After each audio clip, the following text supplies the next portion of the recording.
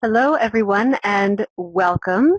My name is Anherad Lang. I'm the Executive Director of PHAP, that's short for the International Association of Professionals in Humanitarian Assistance and Protection, and it is my great pleasure to be welcoming all of you, and I see a large group with us today of both familiar names and newcomers joining us for this third session of the learning stream on the Humanitarian-Development-Peace nexus, jointly organized by PHAP and ICVA, the International Council of Voluntary Agencies. Also a great pleasure to be co-hosting once again today's event with Melissa Pitati, Director of Policy and Programs at ICVA. Over to you, Melissa. Thank you so much, Ankarat. It's lovely to be with you all today. Yes, I'm from ICVA, the NGO network dedicated to principled and effective humanitarian action. Today's topic is UN reform, which we can tell from the initial polls. Many of us would need to learn a little bit more to feel confident to be able to speak about. So it's a great time to be together on that. UN reform is quite linked to what we've been talking about in previous webinars. For example, on the new way of working, on linking humanitarian development and peace. It's about becoming more coherent and efficient and effective. And as NGOs, we work a lot with the UN in different contexts, so it's a very relevant topic today, and there have been some recent developments here. All right, so in terms of today's structure and content, we're going to explore the various UN reforms that are currently being rolled out in relation to the nexus. This includes the repositioning of the UN development system to deliver on the 2030 agenda. It includes the restructuring of the UN peace and security pillar, and it includes shifting of management paradigm for the UN. And joining us for this discussion, we're very pleased to have with us several speakers. First, Stanley Samkange, who's Senior Director for Strategic Coordination and Support with the World Food Programme. He'll be providing an overview of current UN reforms and how they relate to WFP's work. We're also very pleased to have with us on the line Mario Samaha, the UN Resident Coordinator in Mauritania, who will give his views on how these reforms impact work at the country level and provide an update on the changes to the Resident Coordinator, Humanitarian Coordinator, also known as the RCHC system. Following these two presentations, delighted to have with us once again Gareth Price-Jones from CARE International, who will provide an analysis of the current changes and the possible implications for NGOs. But first, I would like to give the floor back again to my co-host Melissa, who will give us a very brief overview of the current UN reform. Thank you, Ankarat. So the UN has actually been reforming in one way or another since its creation. And so what we're trying to better understand today, especially as non-UN actors, is the reform that was launched as Secretary General Antonio Guterres took the oath of office in December 2016. We at ICVA, we got to know him pretty well when he was serving 10 years leading the UN High Commissioner for Refugees as its High Commissioner. And when he took that oath of office in December 2016, that same month, we saw a UN General Assembly resolution 71-243.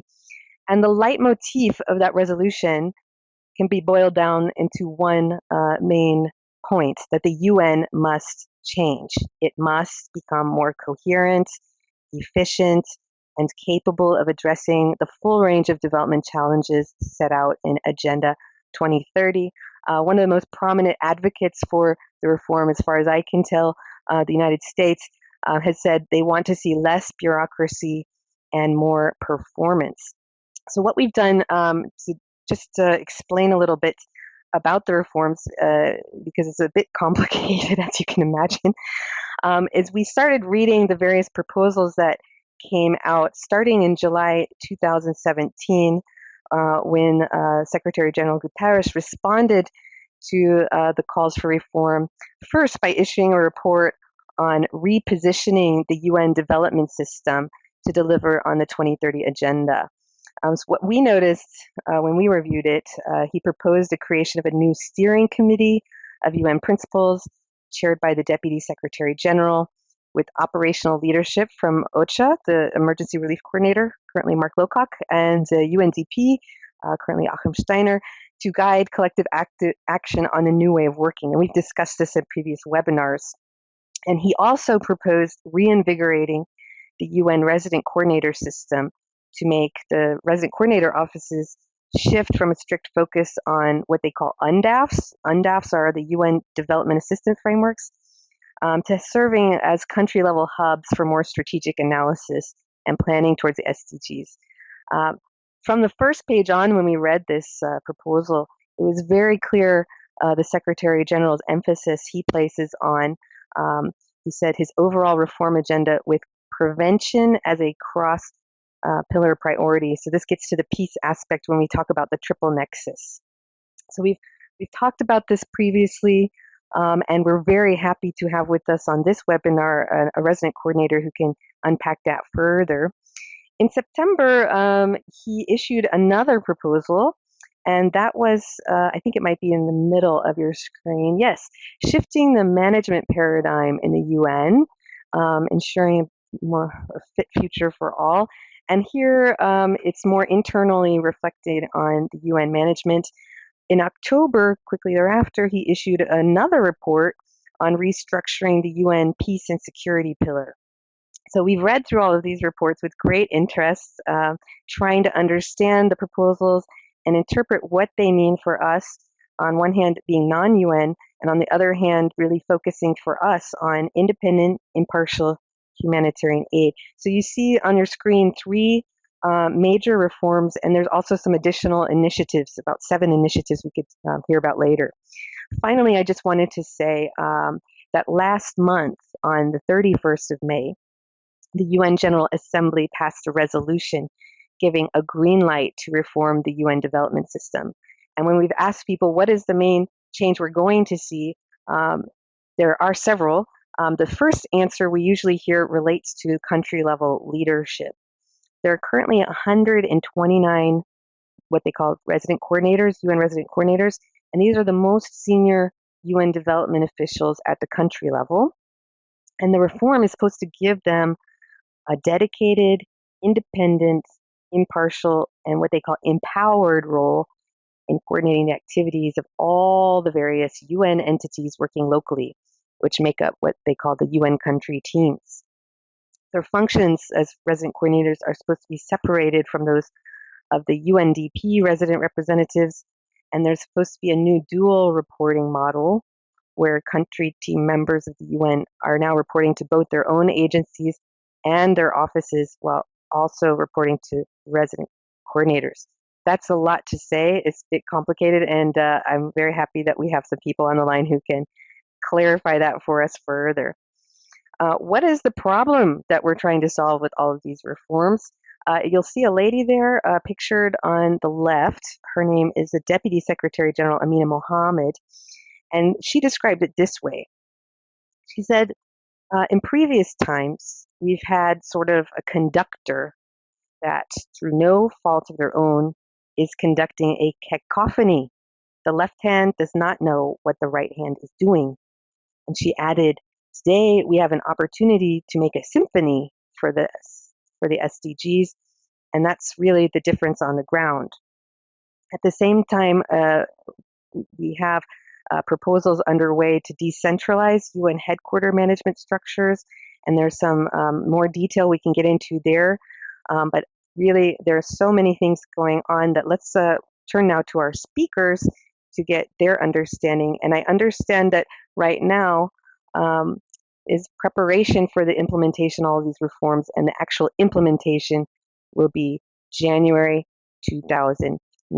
Excellent. Thank you very much, Melissa. And now we would like to give the floor over to Stanley Samkange, who is joining us today on the line actually from Beijing. We're very grateful that he was able to make the arrangements to join us for this discussion. Stanley Samkange serves as the Senior Director for Strategic Coordination and Support of the United Nations World Food Program, WFP. This is a position he assumed in April 2018.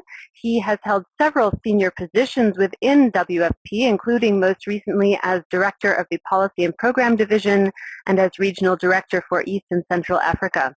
Prior to his work with WFP, he served as Director of Research for the International Commission on Intervention and State Sovereignty and was a member of the Security Council's panel of experts set up to investigate the violations of sanctions against UNITA in Angola, as well as serving in the Office of the Secretary General and in the Department of Political Affairs. Stan Lake, you have the floor.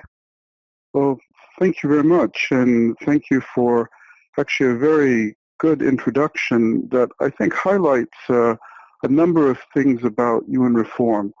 First, UN reform is massive, that it involves really a lot of different moving pieces, some of which are substantive, some of which are process related, and some of which are back office.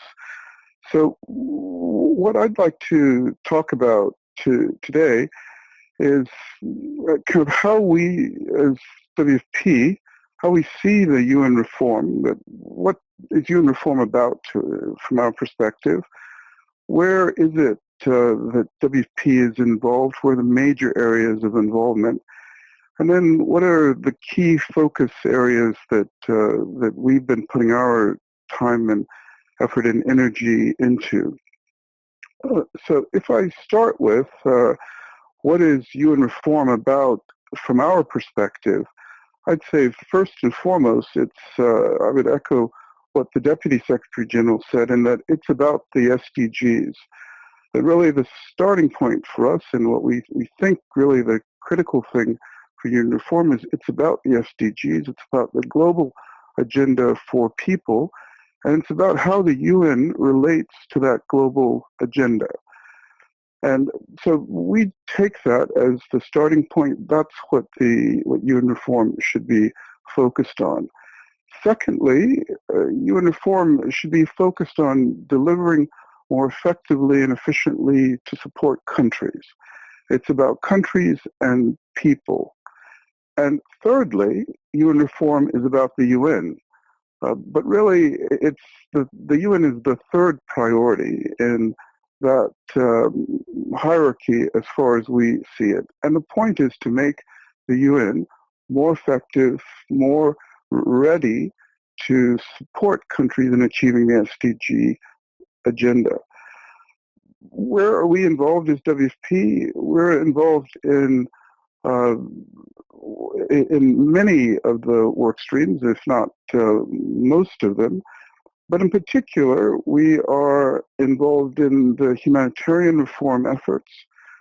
We are part of the Joint Steering Committee on Humanitarian Development Collaboration. We've been an active part of the Sustaining Peace agenda discussions. And we've been focused in particular on the new United Nations Development Assistance Framework, the UNDAF, as was mentioned. There's a working group that actually will start meeting on Monday to look at the new framework for the UN within countries. And then we've been participating in the broader results working group. All of these things cover an enormous range of subjects, enormous range of engagements. And one of the challenges of UN reform from the inside is actually just being able to keep up and participate in all of the different moving parts that help bring the system, they're trying to move the system forward.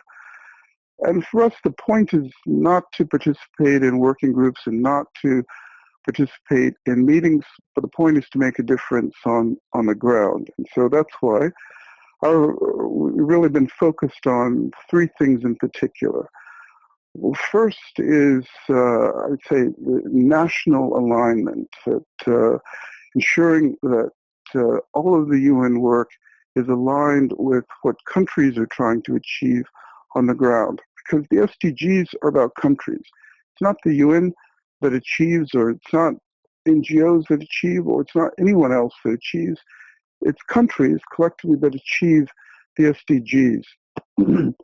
So we've been focused on ensuring that UN reform is as much as possible that it's country focused. It's not about UN processes, but it's about how the UN supports countries and the global agenda. In particular, for us, we have been looking at the voluntary national reviews that countries have done, which is their effort to begin to localize the SDGs. For us, the starting point has to be countries have to localize the SDGs because no contexts are the same.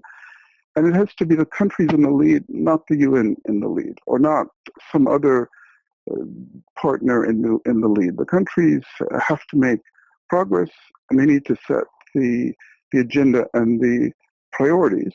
And often they need to be helped to do that. And that process needs to be inclusive. So in the discussions that we will be having next week in New York, our view is that there shouldn't be a separate parallel UN planning and development framework. There should be one UN framework or one country framework that involves all partners in a very inclusive manner, and it's led by the country. And then the UN should take its direction from that. Also mindful of the perspective of the UN, the role of the charter, the perspective of the charter, but there has to be a national priority, a country-led process. That is very inclusive and it's focused on results.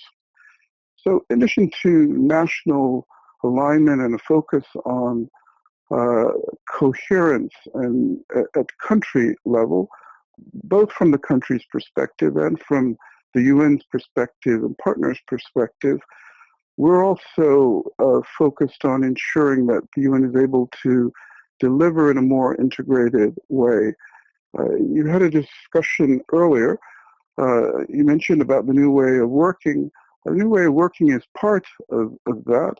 But if the UN is to really be more than the sum of its parts, we have to deliver in a more transformative way, which means working more together, not just together with UN partners, but together with all actors who have a role to play in countries.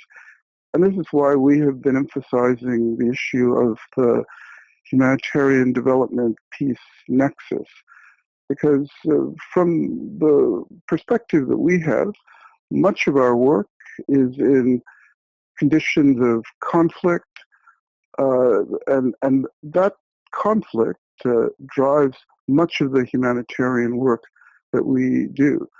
But that humanitarian work also has to be linked to broader development results. It shouldn't stand in opposition or in isolation from broader development goals the country is trying to achieve. And so we are a bit frustrated by the dichotomy that is often appears in New York, or with a reluctance on the side of some of the peace and security actors to really talk about the SDGs, to talk about the implications for development and for humanitarian requirements, but also on the other side, a reluctance of humanitarian actors to engage even with many of our development colleagues, let alone on the peace and security issues. But from where we sit, it doesn't make sense to separate these things. They are, in reality, they affect each other, and we need to figure out a way of dealing with those collectively. And our view is that we should use the SDGs to have that discussion. If the SDGs are global and they include all of the things that we need for human progress, then it also, through SDG 16 and SDG 10, we should be able to have a dialogue about conflict, about peace and security, but in an integrated way that allows us not to focus on those things as in isolation or separate things, but as part of an integrated agenda to allow us to make progress. And then the last thing that we're really giving priority to is the focus on results. It's not enough to talk about generalities. It's not enough to talk in general ways. It's about supporting the SDGs, but the SDGs have actual indicators, and countries are required to report against those indicators. So if countries are required to report against those indicators, then we as a UN system should also be accountable for how and at what cost and in what way we are helping countries to make progress against those specific indicators. So we have been working within the system on UN reform to try and help put in place a system whereby all agencies or all entities of the system will report against their contribution at country level to supporting countries to achieve specific SDGs. Because in the end, that's what it's about, and that means a focus on people actually making progress. So it doesn't matter what we do if people are not making progress, if they're not benefiting, then it's not helping. And just the last point that I would want to make is just to emphasize that we are, as WFP, a very large humanitarian agency, and we are firmly wedded to ensuring and insisting upon humanitarian principles. For us, that's really non-negotiable, and we see that as an integral part of the entire UN reform, and we see that as important both in ensuring that all parties respect humanitarian principles, but also that we don't forget the people who are often left behind in many countries, and who are the ones that are receiving the assistance and that are the focus of much of the attention that many of us are giving. So the SDGs are about not leaving anyone behind. That means also ensuring strong humanitarian engagement and strong principled commitment to humanitarian principles. Maybe let me stop there, and I'm happy to answer questions and engage in discussion later. Thank you. Thank you so much for that presentation. Before we let you go, though, I did have one question. It's coming from Ali in South Korea. And to preface the question, you mentioned in your presentation, it's all about the countries. Countries have to localize the SDGs. They have to be in the lead. But you also ended your presentation by underscoring the importance of humanitarian principles. And I've seen WFP emphasize this in many meetings related to the new way of working. And since a lot of the places you operate in are in conflict settings, the question posed by Ali is, doing reform is good, but how can we significantly involve developing countries practically, including in those kind of contexts? Do you want to give us some examples or some more thinking on that, navigating that space? Yes, well, I think that we should always remember that in whatever context, it's the country itself that has the responsibility to ensure the welfare of its people. When a country is either unable or unwilling to fulfill that responsibility, then that is where international and other actors become engaged. But even when we become engaged, we should never let the country off the hook. We should always emphasize that it is the country's responsibility to behave in a way that is in line with international principles and international law. And that is something that we insist on, even in the most difficult places that we work in. We and many others work in all of these difficult conflict situations, but we shouldn't, by doing that, excuse or let the countries off the hook for their responsibilities. Even when they have political differences with people within their countries, they still have a responsibility under international law, and including under international humanitarian law, to make sure that people are protected and people get the assistance and support that they require, whatever their political and their other views. So I think part of the overall effort is to ensure that we never lift that pressure, we never lose sight of that obligation, however much we may step in to fill a gap or vacuum when it occurs. Thank you very much for that. We do have more questions for you. We'll go to the other speakers, but come back to you at the end. So very thanks. Over to you, Angarad. Great. Thanks, Melissa. And thanks so much, Stanley, for the thought-provoking presentation. We're going to invite now Mario Samaha to come on the line and give him the floor. A pleasure to introduce again Mr. Samaha, who was appointed resident coordinator of the United Nations in Mauritania in January 2015. He also serves as a resident representative of the UN Development Program, UNDP, in Mauritania. Prior to this appointment, he served with the Food and Agriculture Organization of the UN as senior coordinator and head of office for the Regional Emergency Office for Southern Africa from 2013 to 2014, and before that in other senior roles with FAO, also with UNMISS, with UNDP, and before his UN career, also working with numerous NGOs in Mozambique, Angola, as well as with the Italian Embassy in Angola as Director ad interim of the Italian Cooperation Office for Development. He also worked with several private companies in Mozambique, Somalia, South Africa, and Italy as a hydrogeologist, so bringing a number of different perspectives now and a wealth of perspectives, and really a pleasure to have you on the line. Mario, you have the floor. Over to you. Thank you very much, Angarad and Melissa, for organizing this and for inviting me, and good morning, afternoon, evening to everybody, depending on where you are. Thank you, Stanley, for an excellent presentation. As you already said, reform is very complex and articulate, and I certainly won't be able to clarify everything, but I'll give it a go. First, I will rush through a few words and examples of the work we've been doing in Mauritania, which in a way started as the reform started. So not entirely based on it, but possibly anticipating some elements.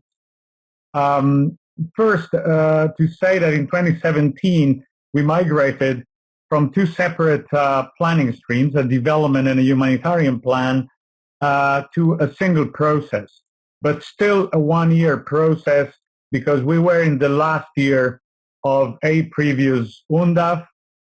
So we tried a first test run to merge the two planning streams and also to merge the two architectures. We went on then, on that basis, to a 2018-2022 five-year integrated plan, which we don't call an UNDAF anymore. We call it a Partnership Framework for Sustainable Development. 5 years integrating humanitarian and development. What is very important to stress is that this is a document between the UN and the government, but it includes all the main international NGOs in the plan. I think this is a key element, and I'll come back to that. And the plan is also based on common outcomes, based on joint analysis, and of course there are indicators to gauge results and on the ground. Why did we do that? Well, before this reform, World Humanitarian Summit, the Grand Bargain, the new way of working, the imperative to move from delivering aid to end in need, that's one in substantive terms, and gaining efficiency, reducing duplications and management costs. Mauritania has very thin teams on the ground, be it UN, NGOs, or even bilaterals. So running one process instead of two is actually not really a choice. It's absolutely a must. In synthesis, the need to strengthen the nexus between humanitarian and development and peace and security is extremely evident in Mauritania. That's why we moved on. Also, then we had Agenda 2030 and the SDGs. Stanley was very clear on that, and I think I can only reinforce that. If you will note in the bottom right corner, there is a little logo. I've chosen not to put the UN logo there, but the SDGs logo. That's everybody's effort and not only the UN. And I mentioned before, the NGOs are part of this effort in Mauritania.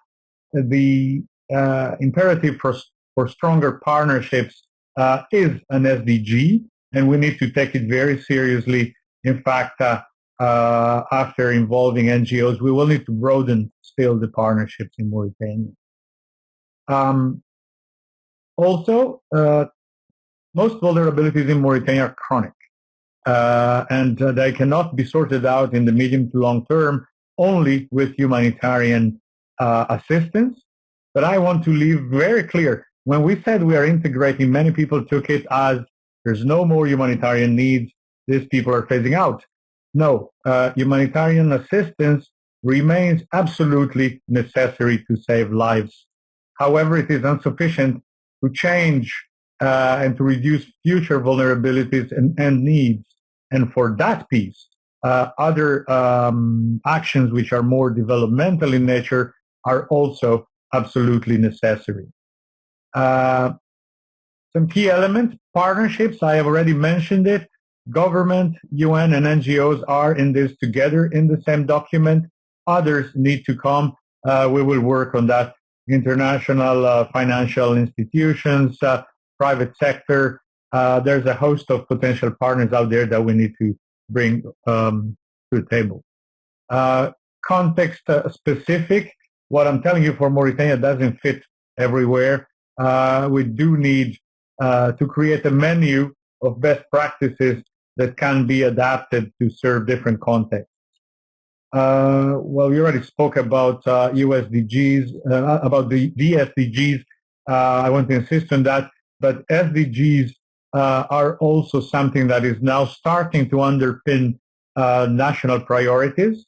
That's a process that will take a little bit of time, but it's there already.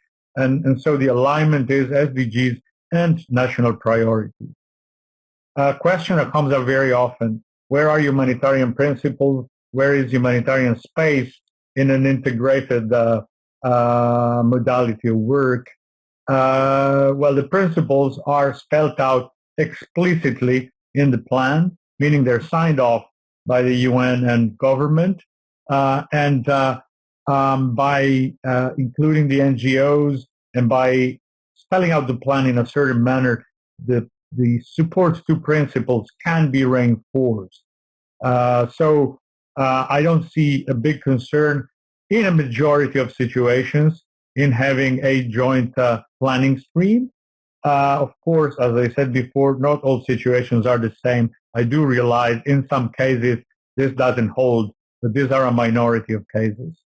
Other challenges, harmonize the calendars. Humanitarians think in 12 months, every developmental protection are in 5 years, not easy to harmonize.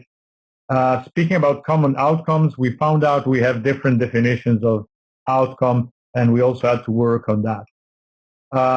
Challenges, flexibility is needed for humanitarians in a 5-year plan. That's not too easy. And we also kept clear, as I said before, about humanitarian principles, that humanitarian mechanisms are still there in case the flexibility planned for is overtaken by the scale of a situation. Very unfortunately, that's the case in Mauritania in 2018.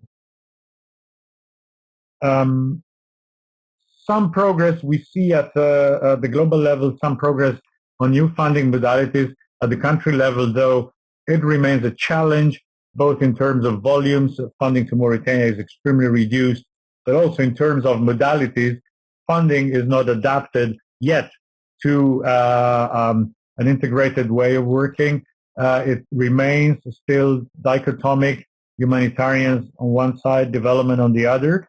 And I do hope, jumping into the second section, that the reform and the funding compact in particular may help on this point, allowing us to have different modalities in place that will facilitate integration. Monitoring, monitoring in the humanitarian world and development world are different. Monitoring is absolutely essential. We speak of results. We need to be able to check on those results. Harmonizing the humanitarian and the developmental information management is crucial. From Mauritania, we are working on that with colleagues in OCHA and DOCO at the global level. Gaps. We need to work on gaps. What we've done up to now is good, but gaps are big.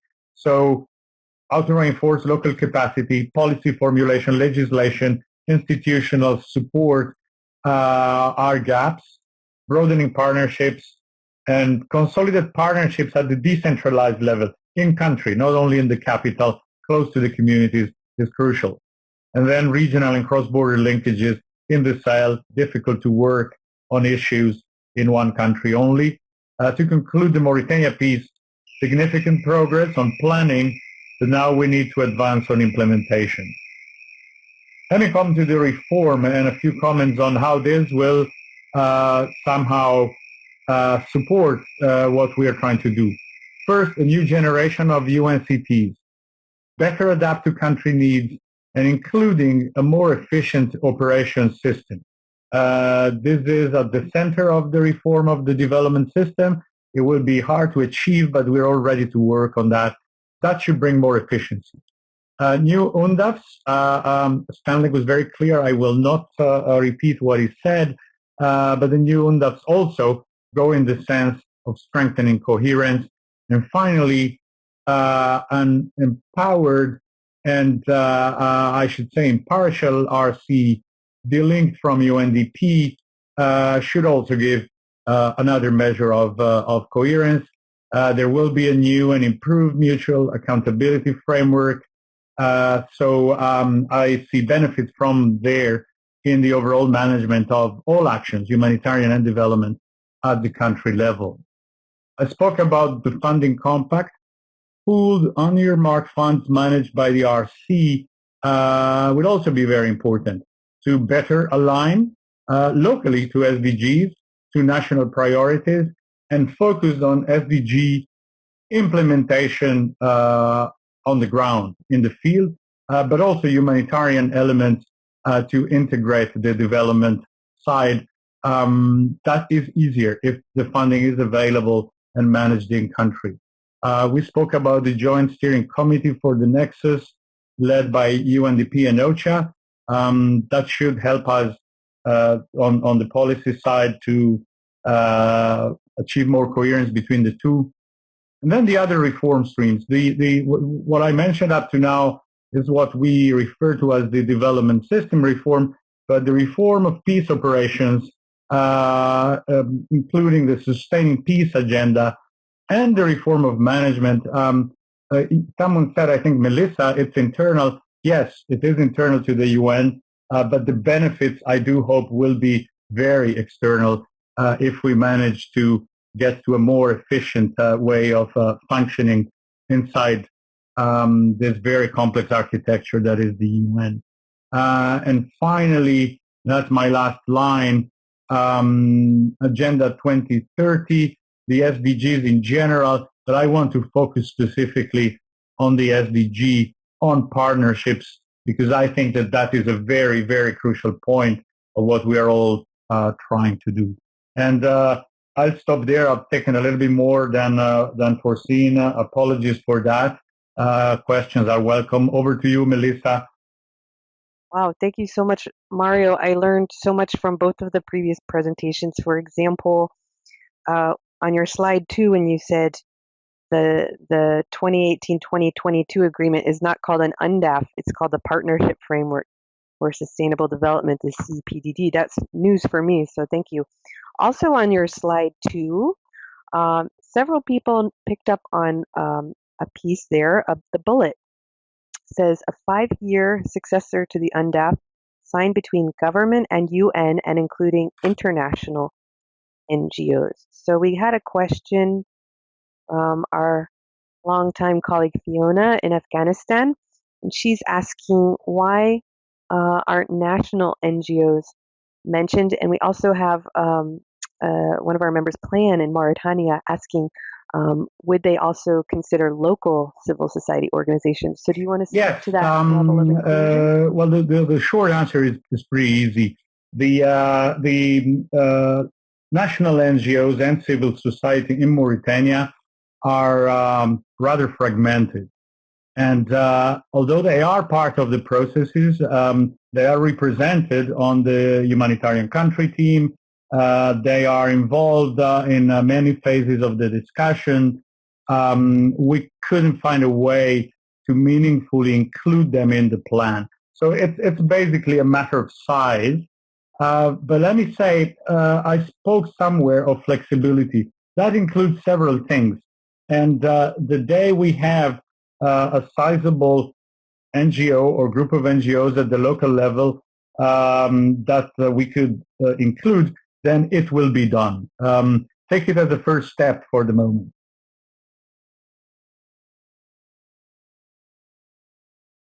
Thank you, Mario. I'll now hand back to Excellent. Thank you very much to both of you.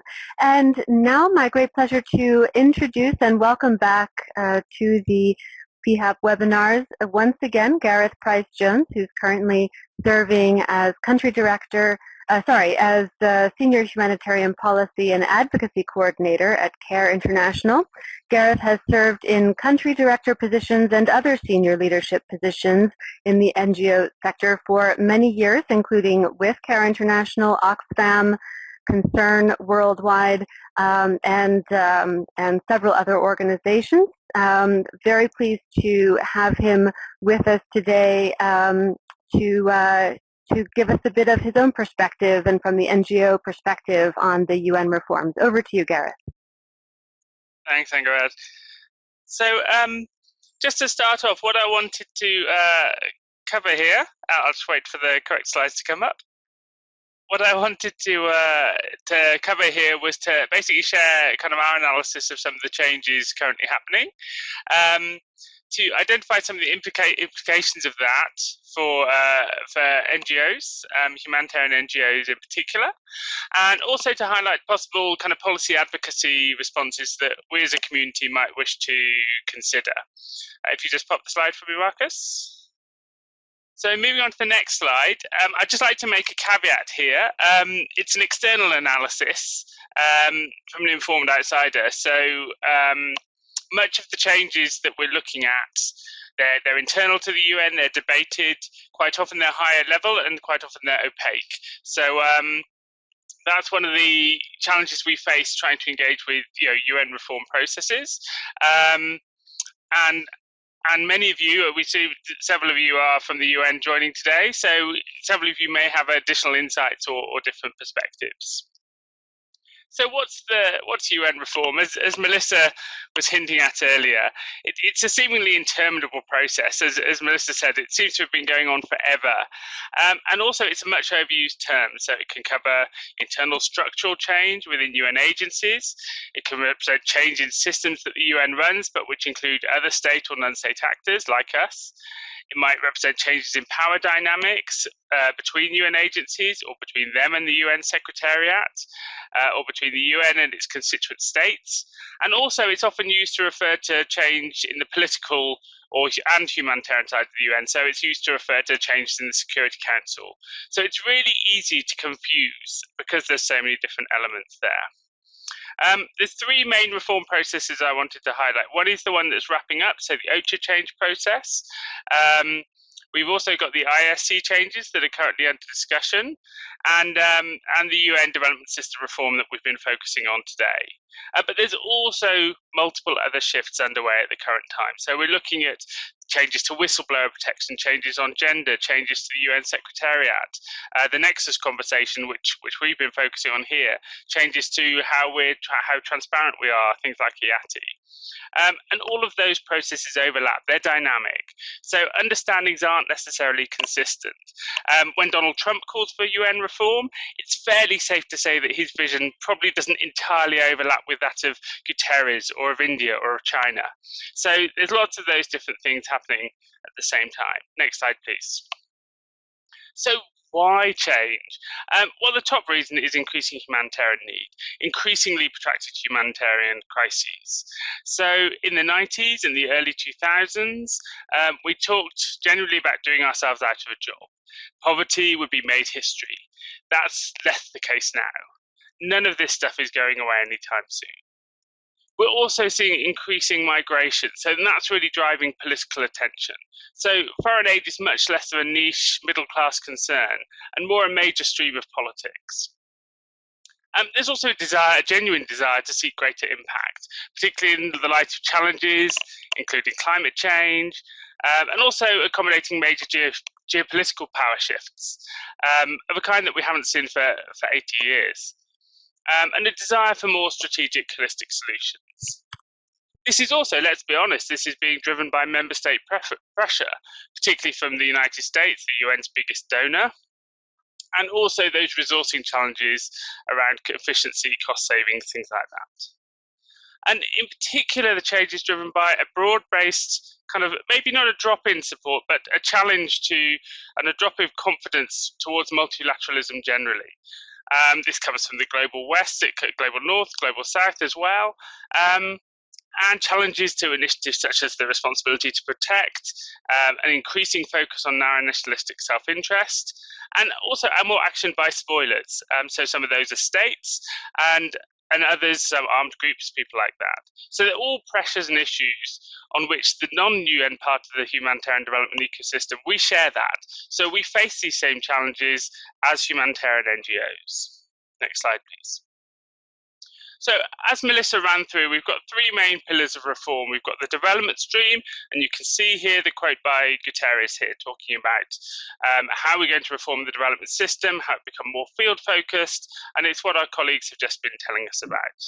Next slide, please. There's also the peace and security element. So how do we prevent conflicts? It's not good enough anymore to say we'll respond when conflict breaks out, but how does the UN head those off?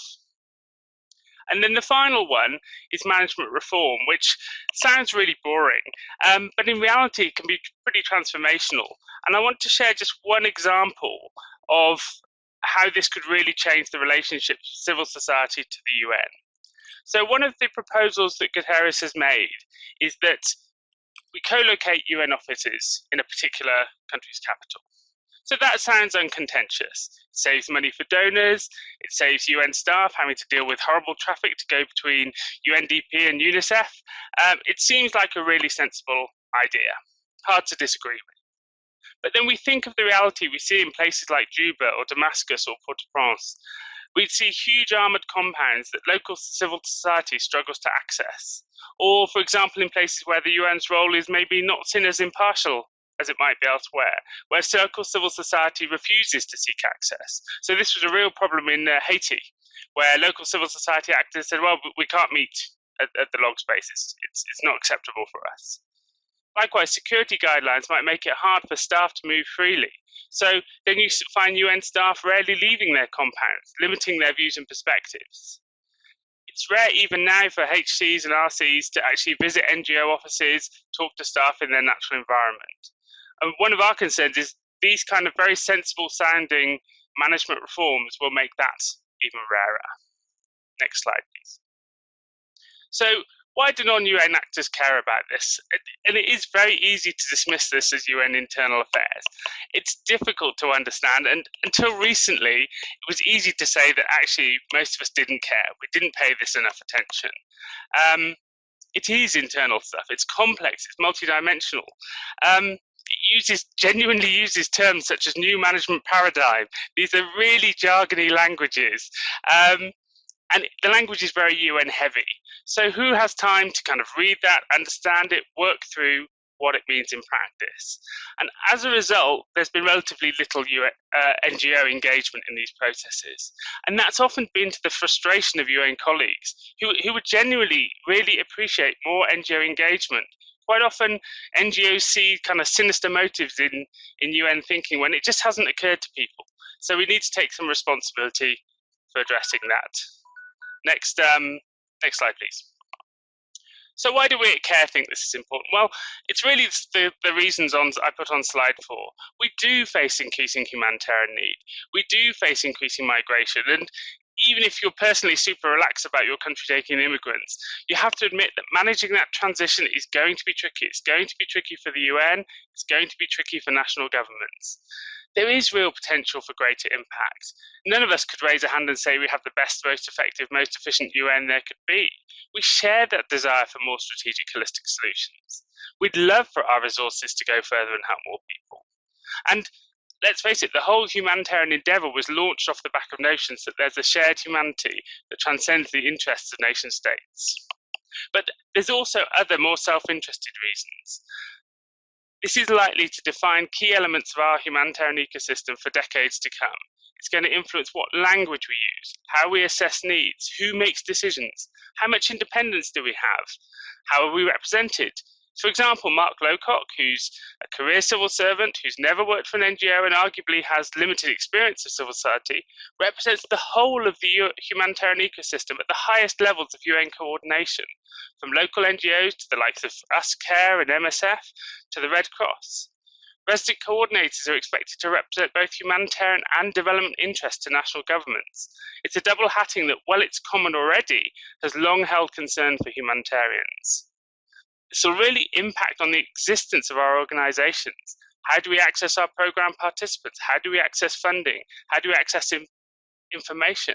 And primarily, how do we access power? And the last reason why we should care is because we can influence this. It's really open to influence. We can mitigate the risks, seize the opportunities, and help the UN make this work better. So I'd also I'll run through the next 2 slides very quickly. I appreciate time's ticking, but we did have a workshop in March at ICVA, and you can see on the screen there the risks that that group of people identified. It's mainly NGOs in the room, but you can see that these are the kind of concerns that come up. Next slide, please. So high risk of unintended complications, unintended consequences, concerns about how local and national NGOs understand this, how do they influence, and that they might increase competition for funding amongst the different UN agencies. Next slide, please. So I really wanted to focus on how we influence this. There's a lot of opportunities to engage, and even though the broad thrust of some of these reforms are already agreed, there's still lots of scope to influence implementation, both prior to and likely after that January 2019 rollout that Melissa mentioned. Opportunities include the high-level meetings, such as the EDG and working groups, the ISC principles. We've got the World Humanitarian Summit meeting, the 2nd anniversary Grand Bargain meeting coming up. We've got the ECOSOC humanitarian segment later this month. Several NGOs and local NGOs, the NEAR networks, represented at those meetings, and you can lobby them. So this can be as little as a short email to our ICVA colleagues, flagging a concern, but there's also more accessible forums. So this webinar series is one opportunity. Among the many people who've joined today are many thought leaders who can take your points and who can use them. And if you're based in the field, then you have a particularly powerful platform. The whole point of these reforms is to make the UN work better for you, for practitioners in the field and the affected people you work with. If you skim read the action points of an ISC principles meeting and they bear no relation to the challenges you face, tell someone. Tell your HCT representatives, tell your RCHC, tell your donor, tell your NGO forum rep. If you think ideas like UN co-location or focusing everything around a UNCT will make things worse, not better, then say so. If you think that just having Mark Lowcock representing the whole of the humanitarians alongside the likes of UNDP and the World Bank, then you need to say so. If you think resident coordinators face conflicts of interest, then say it can help them to address those potential conflicts. And high-level leaders, so the heads of the UN agencies, the ERC, Guterres himself, all visit the field regularly. NGO policy people are also accessible, people like myself. Reach out to them, ask them what they think. Make sure that when these leaders meet with your communities, meet with your NGO reps, ask them how they see the reforms affecting your work, see how they think that your organisation can influence the processes. We've just heard today how some of those local agencies have real trouble engaging with these processes. But the real wins will come when we can propose how they address those conflicts of interest, or how the UN can reduce security and admin costs while still remaining accessible to ordinary citizens. That kind of engagement will, I'm absolutely confident, be actively welcomed by RCs, by the Secretary General, by the ERC, and between us we have lots of good ideas.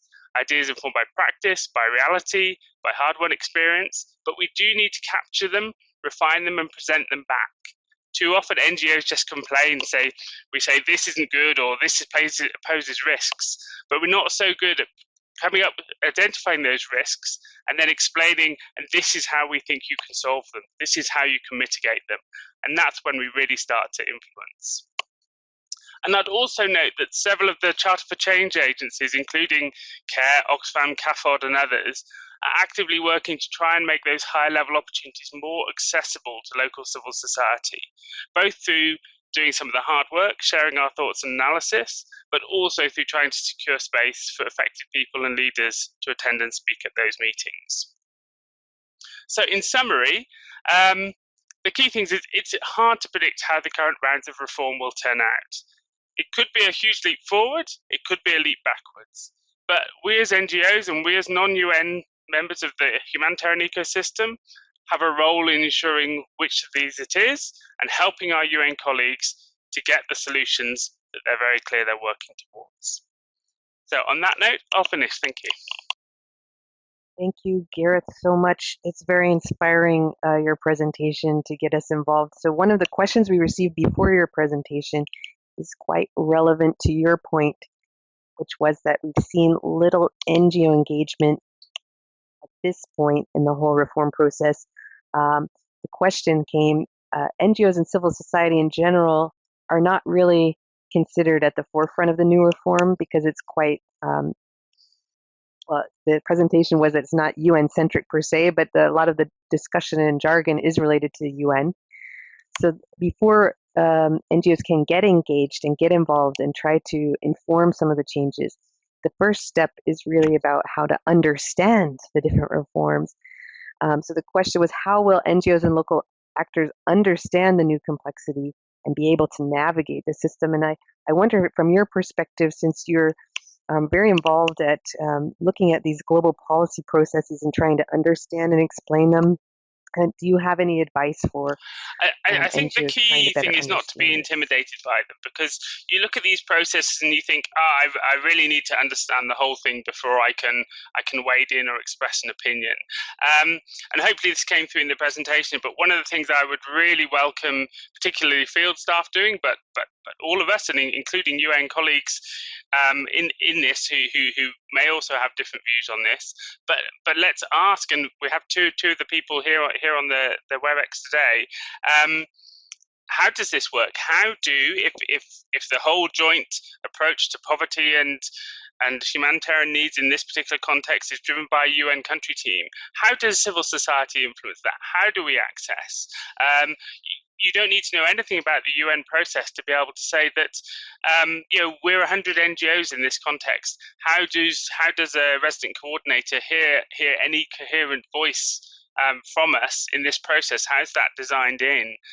If we have a government that has a different view to us on what development looks like, how is our view, how is the view of citizens going to be taken into account in that humanitarian planning, in that development planning? So these are questions that don't need you to know the jargon, they just need you to talk about your work and ask how your work is influenced by these processes. The UN and the governments are clear duty bearers. They're clearly driving a lot of this conversation. But if it's not involving those local voices, it's not involving the whole breadth and range of civil society, then we need to ask them how to do that. They might quite reasonably come back and say, well, we can't necessarily do that. We haven't got a mechanism. But by asking the questions, then you get them thinking about, okay, but how could we do that? How do we make sure we're not leaving a massive gap in our development strategy? And I think that's relatively easy done. All right, Gareth, thank you. So what I'd like to do now is we're entering the question and answer period. We've received some questions, and perhaps we can do a little bit of a round robin to give everyone a bite at the apple. So my first question would be for Stan Lake. There was a question posed by someone anonymously that there are many concerns about increasing centralization within the UN, both in terms of structures and in processes. Do you think centralization will actually lead to efficiency gains, as is often claimed? Well, I would say that, as a large, really field-based agency not located in New York, we have some of the same concerns. We don't think all the decisions should be made in New York, or everything should be centralized there. And so that is something we also are watching quite closely and trying to ensure that that's not the kind of UN reform that we end up with. On the other hand, there are some things that can be centralized or can be brought together, both for efficiency but also for effectiveness. One of the challenges that we have as a system is that there are just so many moving parts of the system. It's hard to have a coherent approach on many issues, and so there is some need to have mechanisms that do enable us to behave and to as more of a single entity when that is needed and appropriate. And so I think this is the tension that you see. And then there are other areas like common services, back office services, where it's clear that maybe it's not just one system, but that we don't need 50 different IT systems or 50 different payment platforms or these kinds of things. And so there are some gains that can be made in that respect. But I would say we share the view that everything can't and shouldn't be just done and decided in New York. The SDGs are achieved in countries, and ultimately the key decisions have to be made there. Thank you. I think many people would agree with you. Now I would like to turn to Mario. We have a question from Pinnock in the Netherlands. Pinnock says, happy to hear that humanitarian principles are non-negotiable. In the planning to develop frameworks uniting humanitarian and development action within frameworks supporting countries, how will they ensure principles are adhered to in practice? Especially, how will they achieve this for NGO and civil society-led interventions, which have much less leverage with government than the UN does, in negotiating terms of humanitarian action with national and local governments, especially independence and impartiality?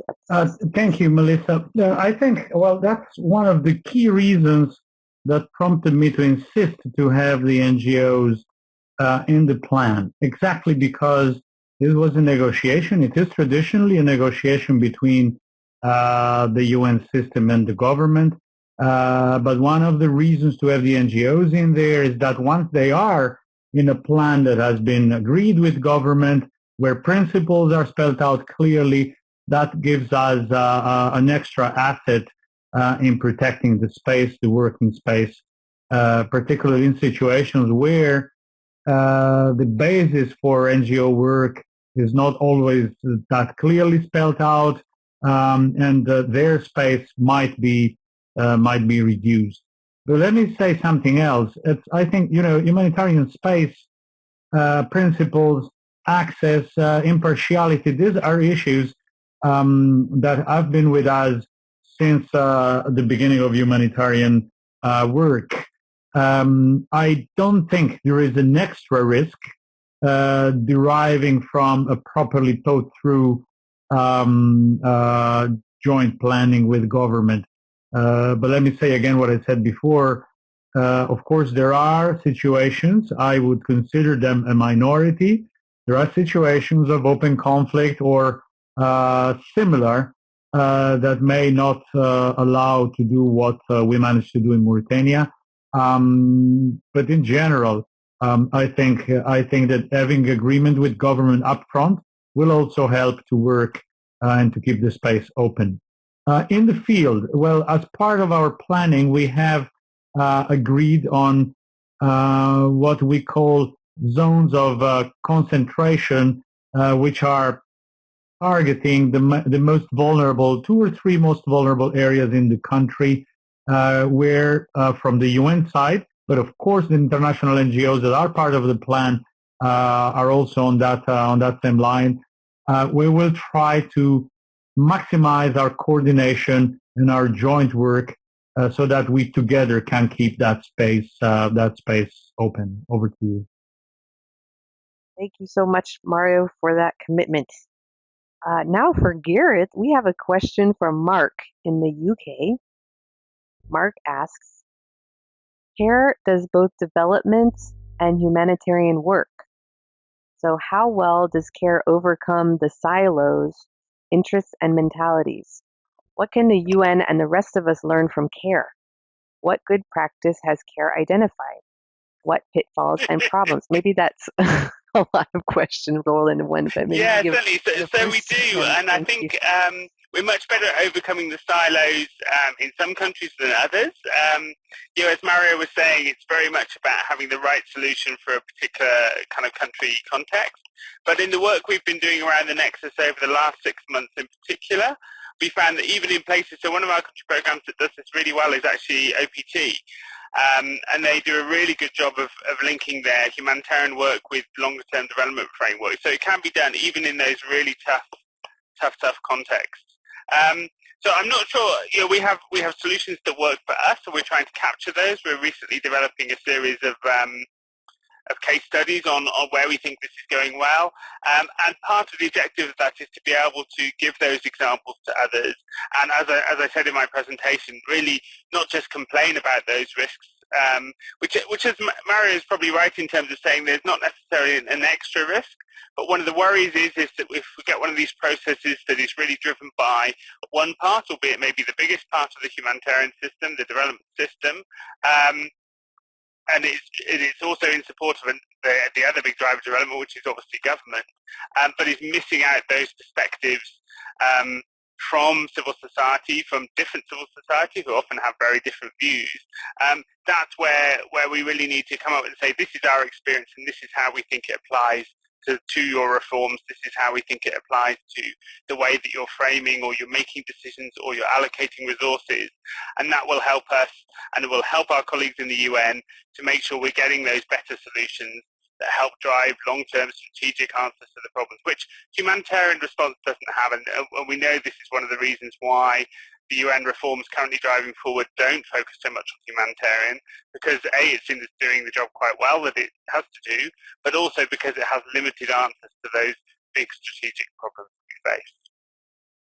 Thank you, Gareth, and I will take this opportunity to invite anyone on this webinar, if you have similarly identified some good practices of how you've navigated the nexus in light of UN reform, for example, or you've seen some challenges, we're definitely interested to get good examples that we can use to inform ourselves going forward.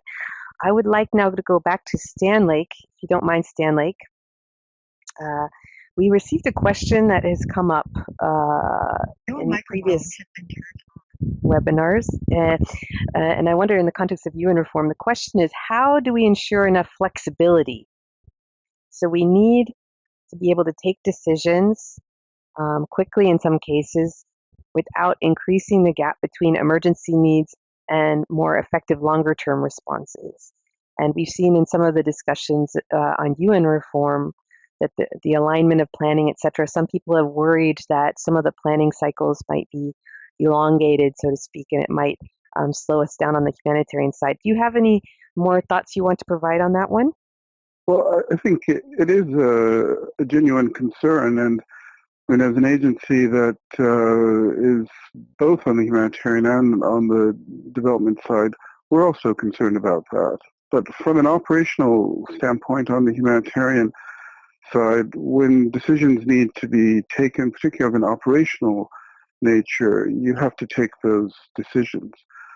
But I think what is important and why we also give so much attention and effort to the development side is that you always have to remember that those humanitarian actions really are part of a longer development context, and they're not the solution in and of themselves. And part of, I think, the danger of just focusing on the humanitarian space alone is that then you can behave in a way that actually makes longer-term development more difficult, or that is good for the short term, but doesn't really build a platform for transformation in the long run. So that's why engaging in these longer-term planning processes and at least understanding what the longer-term objectives and priorities and directions are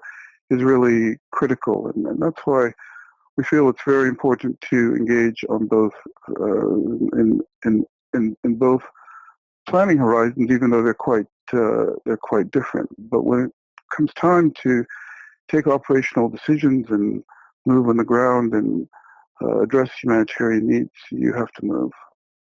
Thank you, Stanley. Let's keep on making sure that humanitarian imperative remains. And along those lines, our last question will go to Mario. I think you're very well placed to give some thoughts on this question we've received. It's about the relationship between resident coordinators and humanitarian coordinators. For example, how we prioritize when it comes to the humanitarian imperative. The question was posed, it really depends on the comparative power of the humanitarian coordinator and the resident coordinator. Will the resident coordinator become the humanitarian coordinator? Who will decide to prioritize humanitarian issues vis-a-vis longer-term state priorities that are aligned on the SDGs? And how can these decisions be timely? So would love your reactions or thoughts thank on you. that. I'm in a strange position to respond to that because I do not have officially the hat of humanitarian coordinator, but as you may be aware, in cases where there is humanitarian planning, the resident coordinator does have exactly the same accountability and responsibility. So no title, but same responsibility. It is a tricky question. In a place like Mauritania, not too complicated because of the chronic nature of the main humanitarian challenges. So it's something people are used to. It doesn't take a huge effort to put that again on the table of the priority. I guess it's different if you are in a sudden onset crisis where humanitarian is not there almost at all. I recognize that could be more challenging. Now, for me, the challenge has been another one. The challenge has been that once you are forced by events to go back to introduce again the classical humanitarian mechanisms, a one-year plan specific on certain humanitarian needs, as we had to do in Mauritania in 2018, then it's very difficult to preserve all the effort and all the work put into the nexus. It's extremely difficult to preserve the other priorities, working with the institutions, working on strategies. For example, the humanitarian government recently requested us to support the government to write a humanitarian strategy for the country. Who is working on that, the RC or the HC? So there's difficulties that are of different nature, not only the difficulty of reprioritizing humanitarian. If you really do have needs, it shouldn't be too complex to bring them to the fore in light of the principles. Thank you so much. This is Anhara jumping in. We are unfortunately coming close to the end of our time, so we're going to have to wrap up this Q&A. We will attempt to follow up with our guest experts to try to address some of the many additional questions that have come in during this time. And we'll be following up with everyone with additional materials afterwards. But now I would like to invite each one of our speakers, if we still, I hope, have everyone on the line, to give us just one more minute of closing thoughts, closing remarks on the discussion today. And we'll go in the following order. First, right back to Mario, then to invite Stan Lake onto the line again, then Gareth, and then Melissa will give some closing thoughts as well. So over to you, Mario, once again. You have the floor. Thank you very much. I think I will use a couple of lines from Gareth, in fact. First, I loved his highlighting the importance of change. Highlighting the risks shows that is difficult. We all know that. But also his encouragement towards proposing solutions beyond identifying the risks. And entry points are not only at a very high level, at the country level, myself and many of my colleagues are ready to also keep the door open to any suggestion that can help us work from the field up in engineering solutions that are good for everybody. Thank you very much. Thank you very much. It's a pleasure to have you with us today. And over to Stan Lake. You have the floor. Oh, thank you. And also allow me to express my appreciation also for the contributions that both Mario and Gareth made. I thought they were very quite to the point and showed really critical but different aspects of UN reform. And from our perspective, I would also just echo something that Gareth said, which is that a lot of times that things look opaque from the outside, but they also look opaque from the inside. And but we all have to engage, and don't assume things are happening for the worst or the wrong reasons, but just engage. And we're all interested in getting the best outcome for the countries and the people that we're all working for. So let's work on doing that together, and I think Mario's demonstrated very well. Really an honor to have you with us, and thanks so much again for overcoming the time zone difficulties to be with us during this time slot. Now over to you, Gareth. You have the floor. To one of the questions that have been asked about whether centralization will lead to efficiency gains. And for me, I really don't see this as, the reforms aren't about centralization. You know, as Mario said, and as he's demonstrated in his work in Mauritius, country teams can be flexible. So there's lots of opportunities for civil society to influence this. And likewise, I noticed the conversation in the chat box around kind of there's a million different definitions of what the nexus is. But really that's open to us as humanitarian and development actors on the ground. The nexus will look different in every context. As Stan Lake was saying, this is very much conceptualized around, this is context specific. We've got to have the flexibility. I disagree with Mario slightly on the minority of cases, because I believe that we need to design our systems and our processes for those worst case scenarios, because that would help address lots of the risks moving forward. But absolutely, it's going to be different in each context. So we shouldn't dwell too much on the fact that there's not a tight definition of what the nexus is, because that's for us to design. And I think the Secretary General's vision is that the whole of the system, both government and UN and non-government organizations, can work together to define what works for affected people in those situations. And that's the shared goal that we all have. Great. Thanks so much, Gareth. Thanks again for joining us. And now, last but not least, over to Melissa for your closing thoughts. Thank you so much. I think this is one of the webinars I'm going to listen to a second time, because there's a lot of good content in there. And I agree with Malika's comment just now about trying to avoid acronyms. So in the future, especially when it comes to UN reform, where we have lots of acronyms like ACABQ and NWOW. I agree, we need to speak in very clear language and understand and distill it. So it's a very interesting topic, and we want to continue learning together.